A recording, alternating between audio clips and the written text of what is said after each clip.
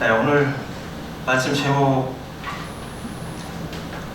쉽지 않은 표현이죠. 미움받는 존재. 좀 깊이 좀 다뤄볼게요.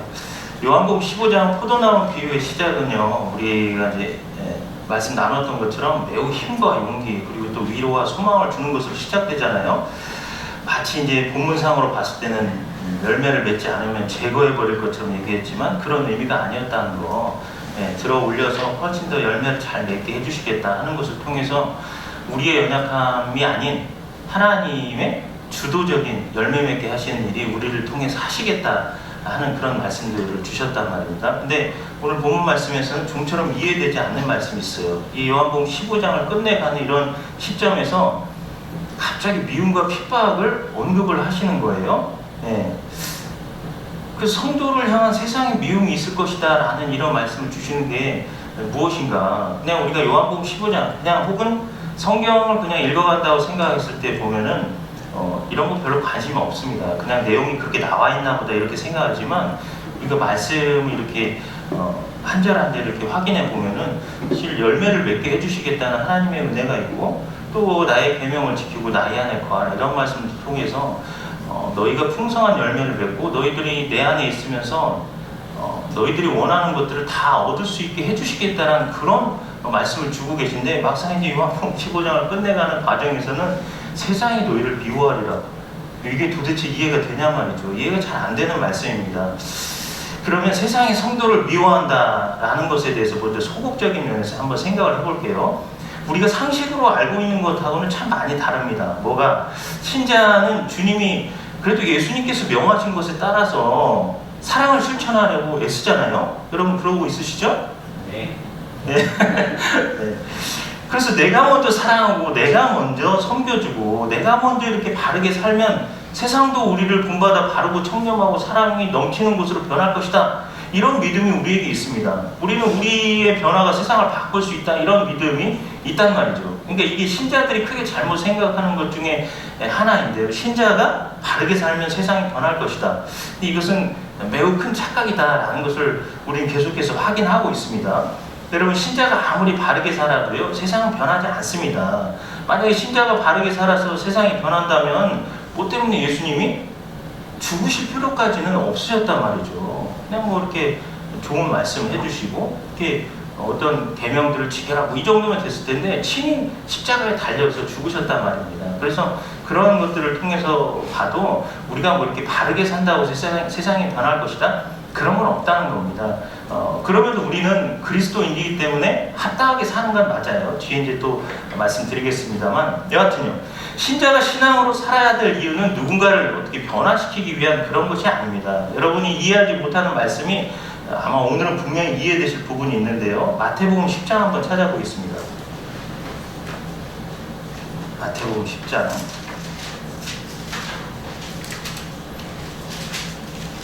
34절부터 36절 말씀을 보시면 평상시에 그 생각 잘 안 하셨을 거예요.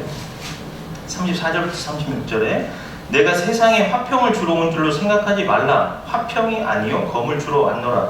내가 온 것은 사람이 그 아버지와 딸이 어머니와 며느리가 시어머니와 불화하게 하려 함이니 사람의 원수가 자기 집안 식구리라. 이런 말씀이 있어요. 이게 아마 난해해서 무슨 말씀입니까? 특히나 모태신앙들은 생각할 수 없는 그런 말씀일 수 있습니다. 물론 지금도 이런 말씀이 우리가 살고 있는 이런 세상에서 있기는 있어요. 그렇지만 특히 할머니, 할아버지 세대 때를 생각하면 훨씬 더 이해하기 쉽습니다. 옛날에는 유교 혹은 불교 집안이죠. 이런 데서 예수 믿는 사람이 하나 나오면 어땠었다고 들었었죠, 여러분? 난리가 나죠.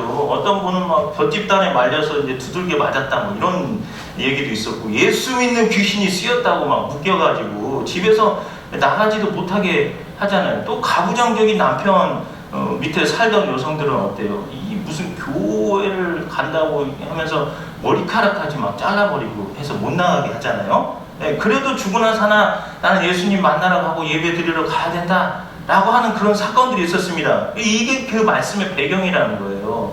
부모 자식 간에 시어머니와 며느리 간에 바로 이런 상황이 발생한다는 얘기를 하고 있는 겁니다. 무슨 얘기예요? 믿는 자와 불신자 간에 벌어진 이런 상황들을 이야기를 하고 있는 겁니다. 모태신앙이 많아서 요즘은 이해 안 될 수 있는 말씀이지만 이게 무슨 말씀인지 이해하시겠죠?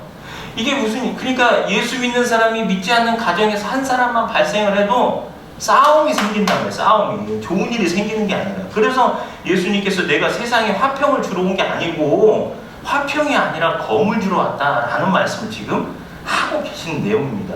여러분, 세상은 자기와 다른 생각을 가지고 또 다른 목적지를 향해 다른 삶의 원리로 다른 삶을 추구하는 이들을 당황하게 합니다. 그리고 미워해요. 그게 세상 공식이란 말이죠. 만일 이 자리에 계신 분들 중에도 자신이 하나님의 백성답게 사는 것 때문에 자신의 가족이나 친지나 직장 동료를 변화시킬 수 있다고 생각한다면 꿈을 깨십시오. 네. 세상은 아무리 교육을 하고 훈계를 하고 모범을 보여도 하나님의 은혜를 입지 않고서는 절대 변하지 않습니다. 그러니까 여러분 진리의 말씀을 통해서 바르게 하셔야 됩니다.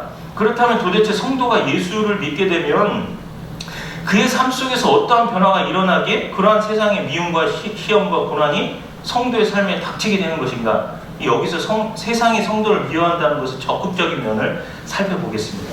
여러분, 우리가 더 많이 양보하면서 살죠. 여러분 아멘 하셨어요? 우리가 가진 깊은 신앙들이 우리가 볼 때 힘으로 결과의 열매로 나타나지 않는 것이 더 많이 신자답고 더 깊은 사랑을 하고 더 많이 친절하고 이렇게 하는데도 불구하고 그런 좋은 일들이 생기지 않으니까 이런 것 때문에 신자들이 무척 혼란스러워합니다. 진리 대신 예수님의 가르친 대로 살아보려고 나는 애쓰고 힘쓰고 상대방을 위해서 사는 건데 이 상황이 오히려 내가 손해보는 느낌을 갖는단 말입니다. 그래서 손해보는 쪽으로 자꾸만 우리의 생각이 굳어져요. 왜 그럴까? 성경은 이것을 이유를 밝히는데요. 19절 말씀 한번 보세요. 15절. 다시 요한복음 15장 19절 말씀 한번 보세요. 보셔야 됩니다. 요한복음 15장 19절 말씀에 너희가 세상에 속하였으면 세상이 자기의 것을 사랑할 것이나 너희는 세상에 속한 자가 아니요 도리어 내가 너희를 세상에서 택하였기 때문에 세상이 너희를 미워하느니라. 무슨 단어가 가장 핵심일 것 같습니까? 속하다. 다시 말해서 이게 소속에 관한 문제라는 겁니다. 지금 세상이 우리를 미워하는 이유는 저와 여러분이 예수님께 선택받아서 예수님 소속이 됐기 때문에 우리를 미워한다는 얘기예요. 하나 더 생각해 볼게요. 그런데 재미있는 거는 사랑이란 것도 동일한 이야기 속에 포함시키면서 같이 이야기를 하고 있습니다. 9절부터 한번 보시죠. 9절부터 12절까지.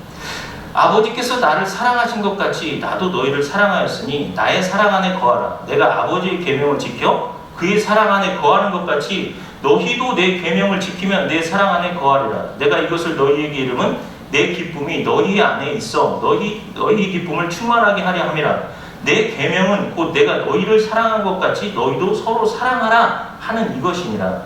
이 포도나무 비유를 진전시키시면서 잊을만 하면 한 번씩 예수님께서 서로 사랑하라 라는 명령이 중간중간에 나오고 있는 것을 우리가 봐요. 사랑하라. 내 안에 거하라. 사랑하라. 너희 기쁨이 충만하리라. 사랑하라. 세상이 너희를 핍박을 해도 미워하지 말고 그것을 이상하게 생각하지 말고 사랑하라.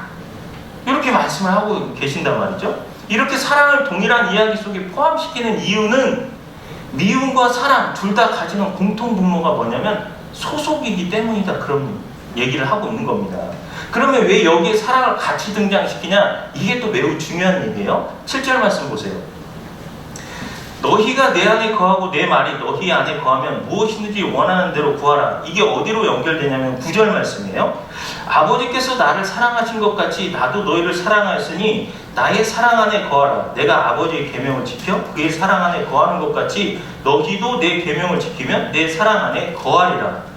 여러분, 이렇게 사랑이란 말이 나오는데 신자들에게서 사랑이란 말은 종종 윤리적인 차원에서 최고의 경지로 오해될 때가 많습니다. 왜? 사랑은 너무나 내용이 깊고 풍성해서 한마디로 설명할 수 없기 때문에 그래요. 그러나 지금 요한이 예수님께서 이 말씀하신 사랑이라는 단어 등장시킨 것은 아주 뜻밖의 차원에서 우리에게 가르쳐주고 싶은 의미가 거기에 있기 때문에 그렇습니다. 여러분, 요한복음에서 사랑이라는 말이 처음 나온 곳이 어디냐면 요한복음 13장 34절에서입니다. 거기서 뭐라고 하시냐면 새 계명을 너희에게 주노니 서로 사랑하라 이렇게 말씀하고 계세요. 근데 새 계명을 너희에게 주노니 서로 사랑하라 라는 이 13장의 배경이 뭐냐면 최후의 만찬장이에요. 최후의 만찬장에서 뭘 하려고 하냐면 가룟 유다가 예수님을 팔려고 나갑니다. 어떤 면에서 보면 예수님에게 가룟 유다는 원수 같은 존재예요. 그렇죠? 왜? 예수님을 갖다 팔려고 하잖아요. 예수님이 뭘 잘못했는데? 아무것도 잘못하신 분이 아니세요. 가룟 유다가 예수님을 팔려고 나가고 난 다음에 이 만찬장에서 예수님 자기 자신이 순환당할 것을 말씀하고 계시는 겁니다. 그러니까 일반적으로 우리가 생각하는 차원의 남녀 간의 그런 좋은 감정에서 시작된 사랑이나 부모가 자식을 사랑하는 차원에서의 그런 개념의 사랑이 아니라 지금 원수를 사랑하라는 차원에서 뜻밖의 그 사랑이라는 가르침을 우리에게 주고 계시는 겁니다, 지금. 그러니까 무슨 얘기를 하고 싶으시냐면 이 새 계명을 준다는 것은 바로 이런 의미에서 소속, 예수 그리스도 안에 들어온 저와 여러분이 그리스도의 친구가 됐고 하나님의 자녀가 됐기 때문에 그 신분을 얻은 사람들에게 요구하고 있는 것입니다. 그리고 그것을 할 수 있는 것은 예수 믿는 사람들에게만 가능한 일이다 라는 것을 말씀하고 계시는 거예요. 그래서 내가 너희를 사랑한 것 같이 너희도 서로 사랑하라 라고 이렇게 연결이 되고 있는 겁니다. 그러니까 여러분 사실 요한복음 전체가 이렇게 맥락을 다 같이 해서 쭉 보고 있는 거지만 이렇게 13장 이후부터 또 16장까지를 생각해서 보면은 또 이런 깊은 의미로 말씀해 주시고 있는 내용이라는 것이죠. 그러니까 예수님께서 내가 너희를 내 편으로 삼아서 사랑한 것 같이 너희도 그렇게 서로 사랑하라 라는 말씀을 하고 계시는 겁니다. 너희가 서로 사랑하면 뭐기 때문에? 모든 사람이 너희가 내 제자인 줄 알기 때문에 그렇다라는 말씀을 하고 계신 겁니다. 여러분, 기독교라는 것이 근본적으로 무엇을 위해서 왜 필요한 것입니까? 언제나 이 문제에 와서 우리는 다시 걸리는 부분이 있어요. 기독교의 능력이, 사랑이, 진리가, 생명됨이 세상이라는 데서 써먹으려 하니까 이렇게 당황스럽게 받아들여지지 않는 이런 부분이 있다는 겁니다. 그러다 보니까 우리가 신앙생활이 위축돼요. 사실은 이게 우리가 영원한 나라와 영원한 나라에 소속된 자들이기 때문에 그 나라를 준비해가는 일 때문에 이런 것들 훈련받고 이런 말씀을 듣고 했을 때는 굉장히 우리에게 필요한 것을 알고 이것이 힘이 되고 내가 반드시 이렇게 살아야겠다라고 이렇게 생각하면서 자랑스럽게 생각한단 말이죠. 그러나 이게 세상에 와서 이게 세상 사람들에게 이야기되어지고 또 그렇게 살아가려고 했을 때 받아들여지지 않는 그 정당성에 대해서 속이 상한단 말이에요. 그래서 예수님께서 우리에게 낙심하지 말라고 하신 얘기가 세상에 오셔서 예수님이 가르치시는 말씀을 사람들이 알아듣지 못한다는 겁니다. 오히려 죽이려고 하는 것이에요. 그래서 예수님이 하신 말씀이 아버지의 올소이다. 이렇게 된 것이 아버지의 뜻입니다. 이런 말씀을 하고 계신 겁니다. 지혜 있는 자들에게 감추고 어린 아이들의 입을 이탁하사 진리를 말씀케 하시는 것이 하나님의 뜻입니다. 라고 말씀하고 계신다는 거죠. 세상 사람들은 받아들이지 못합니다. 이해하지 못합니다. 네. 그래서 깨닫지 못하는 존재, 즉 원수를 사랑하신 예수님의 가르침을 알라는 말씀을 우리에게 주고 계시는 것입니다. 다시 본문 말씀 볼게요. 요한복음 15장 18절 말씀부터 보겠습니다.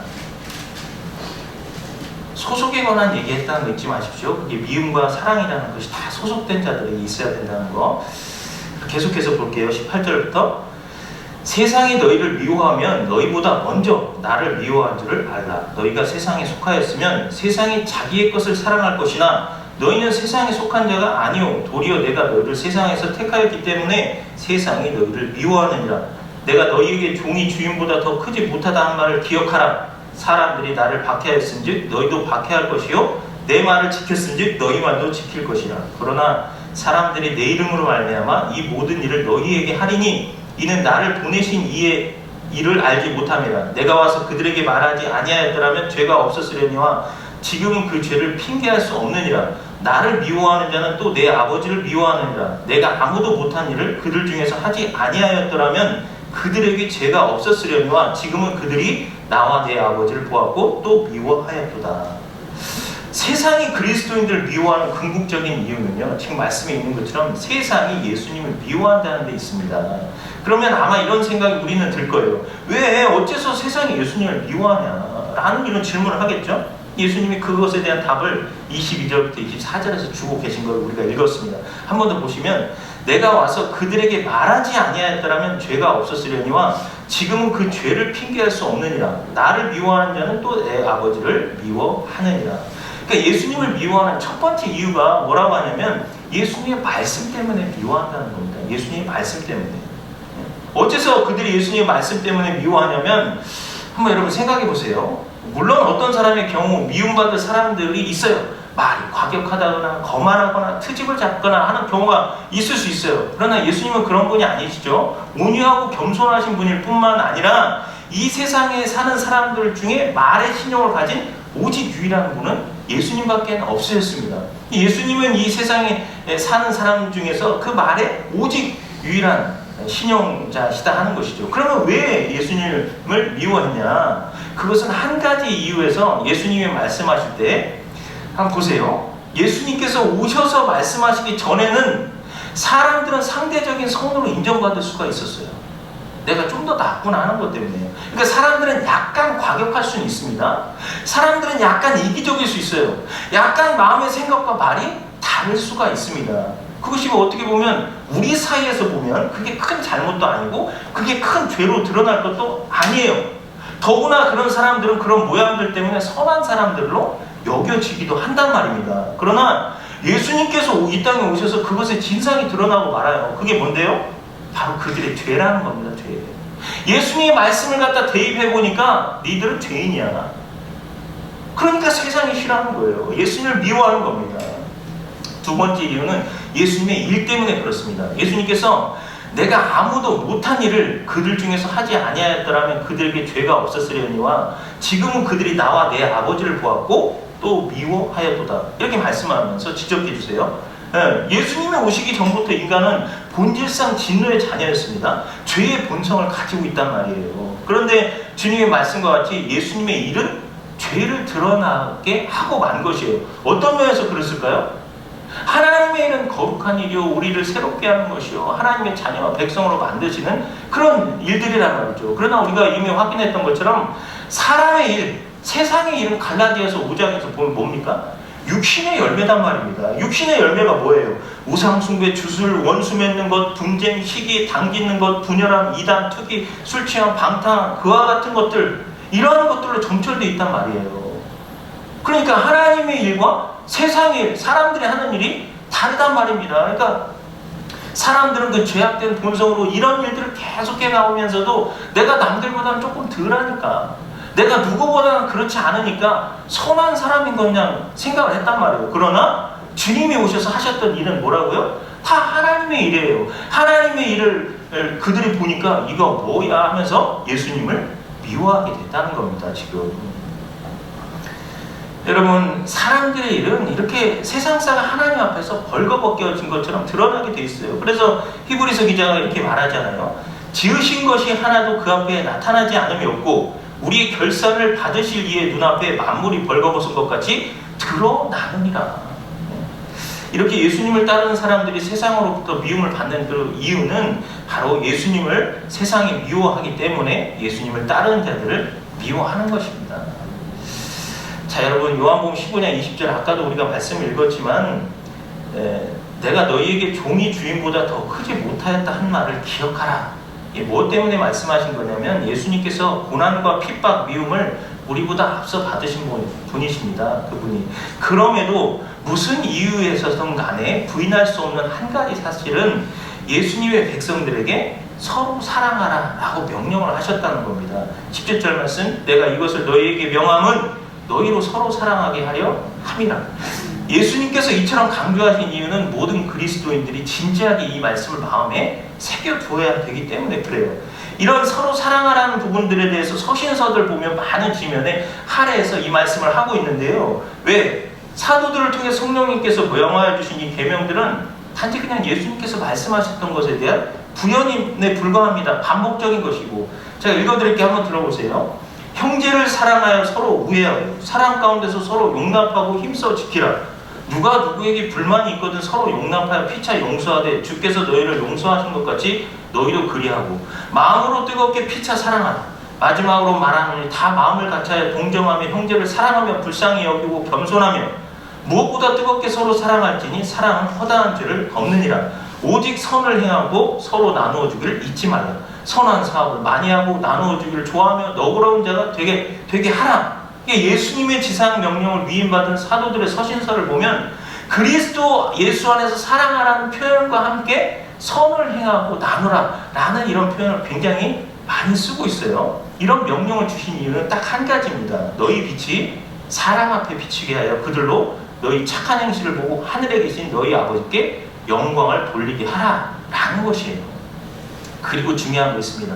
사도 바울이 갈라디아 교회에 놓쳐서는 안 되는 굉장히 의미심장한 말을 하는데, 이 성경의 말씀이기 때문에 이것은 믿는 사람 저희에게도 동일하게 주는 말씀이에요. 갈라디아서 6장 10절 말씀 보면, 그러므로 우리는 기회 있는 대로 모든 이에게 착한 일을 하되 더욱 믿음의 가정들에게 할지니라 하고 말씀하고 있습니다. 앞서 읽어드렸던 것처럼 요한복음 15장 17절 말씀에 예수님께서 내가 이것을 너희에게 명하면 너희로 서로 사랑하게 하려 함이라. 이 지금 듣고 있는 사람이 누굽니까? 예수님의 제자들이잖아요. 즉 예수 믿는 모든 신자들에게 지금 말씀하고 있는 겁니다. 너희로 서로 사랑하게 하려 함이라. 이게 중요합니다. 사도 바울은 왜 더욱 믿음의 가정들에게 하라고 했을까요? 예수님이 하신 말씀이 있어요. 마태복음 24장 10절 말씀에 불법이 성함으로 많은 사람의 사랑이 식어지리라. 전에 말씀드렸지만 마태복음 24장이 뭐였어요? 종말장이라 했잖아요. 예수님이 말씀하시면서 마지막 때 이런 일이 있으니까 너희들 잘 알아라. 그때 말씀하신 게 불법이 성함으로 많은 사람의 사랑이 식어지리라 라고 말씀하신 겁니다. 바로 이거예요. 말세의 징조 중에 아주 뚜렷하게 나타나는 것은 불법이 성해서 많은 사람의 사랑이 식어집니다. 여러분 지금 우리가 살고 있는 지금 이 시대도 보십시오. 얼마나 개인적이고 이기주의가 만연해 있냔 말이에요. 팽배하단 말입니다. 또 우리나라 지금 전국을 한번 보십시오. 다른 걸 다 떠나서 정치인들이 바르게 나라를 경영해야 되는데 겨우 우리가 많이 듣고 있는 내용이 내로남불 아니에요? 사랑이 없으니까 내가 하는 건 괜찮고 남은 잘못됐다는 얘기, 이런 공방 외에 다른 게 뭐가 있냐 말이에요. 사랑이 없기 때문에 그런 거 아니냐 말이에요. 비단 그들만의 얘기를 하고 있는 게 아닙니다. 이건 세상이 기울어져서 가고 있기 때문이고 주님 오실 그때까지 끝까지 이렇게 간다는 겁니다. 사랑이 아예 없다고 할 수는 없지만 식어져 있어요. 어느 만큼 수치 다 꺼져가는 정도밖에는 아니다는 얘기를 하고 있는 겁니다. 왜 그럴까요? 예수 믿는 신자들이라도 있잖아요. 기대할 건 그래도 예수 믿는 신자들입니다. 세상은 희망이 없어요. 예수 그리스도 안에만 있는 겁니다. 그래서 신자들에게 서로 돌아와 사랑과 선행을 격려하라 라는 말씀을 하고 계시는 겁니다. 여러분 말씀을 정리하겠습니다. 이런 세상을 우리가 살아가고 있음에도 불구하고 우리가 미움받는 존재로서 살아가는 것 때문에, 정말 예수 믿는 자답게 사는 것 때문에 여러분이 힘들고 어렵고 속상하고 하는 일들이 있다 할지라도 주님이 우리와 함께하고 계시면서 친히 사역형 동사를 쓰시면서까지 열매를 맺게 내가 하겠다 하는 이 약속의 말씀을 붙들고 여러분 믿음으로 사십시오. 불법이 성하기 때문에 너희들이 내가 원수를 사랑했던 것처럼 너희는 정말 서로 사랑해야 된다. 그리고 세상 사람들이 그것을 봤을 때에 아버지께 영광을 돌리게 해야 되는 거야. 너희는 내게 속했기 때문에 그런 일들을 해야 된다 라고 지금 말씀을 하고 계시거든요. 우리의 힘과 능력으로 하면 100이면 100번 질 수밖에 없는 부분이긴 합니다. 그러나 이 말씀이 이제 계속 14장에도 언급되어 있고 또 말씀을 나중에 나누겠지만 성령을 언급하고 계시면서 이 말씀을 주고 계시거든요. 성령을 의지하면 그분이 하실 거기 때문에 그렇습니다. 더더군다나 고린도후서 2장 14절 말씀 보면 항상 우리를 그리스도 안에서 이기게 하시고, 여기서 보면 이기게 하시고라는 이 헬라어 단어는 개선행진을 하다라는 뜻입니다. 개선행진이라는 건 전쟁하고 나서 승리하고 들어올 때 있는 일이잖아요. 누가 하시는 일이냐면 하나님 아버지께서 하고 계시는 일이에요. 우리를 어둠에서 붙들어 이겨내셔서 우리를 이끌고 오시면서 개선행진을 하시는 겁니다. 이 단어는 현재형 단어로 지금도 그 일을 하고 계시다는 겁니다. 우리의 실패에 있을 수 없습니다. 누구 때문에? 하나님이 우리를 예수 그리스도 안에서 항상 이기게 하고 계시기 때문에 그래요. 우리가 이러한 부분들을 놓치고 있기 때문에 나의 실패가 마치 하나님의 실패인 양 여길 수 있는 부분이 있다면 오늘 이 말씀을 생각하면서 내려놓으십시오. 왜? 우리는 예수님께 속해 있기 때문입니다. 속해 있기 때문에 주님이 또 우리를 승리케 하셔서 속하게 하셨기 때문에 우리는 열매 맺을 수밖에 없는 그런 존재라는 것을 아셨으면 좋겠습니다. 하나님께서 자신이 친히 죄값을 치러주시고 우리를 죄와 사망의 권세에서 구원하셔서 자녀 삼으시고 우리를 거룩이라는 자리로 이끌고 가십니다. 하나님이 승리하시고 우리 옛사람을 날로 새롭게 만드셔서 거룩의 완성의 자리까지 인도에 가시고 계시다 하는 겁니다. 그런 삶의 과정에서 세상의 미움과 핍박이 계속 있을 수 있어요. 그러나 우리는 그리스도 예수로 인해 그러한 세상적 어려움에서 더욱 열매를 맺을 수 있는 존재라는 것을 기억하십시오. 이게 바로 기독교의 역설입니다. 나는 힘들어 죽게 있는데 주님은 열매를 맺게 하시더라. 얼마나 감사합니까? 어려움 중에 위기 가운데 있더라도 힘내십시오.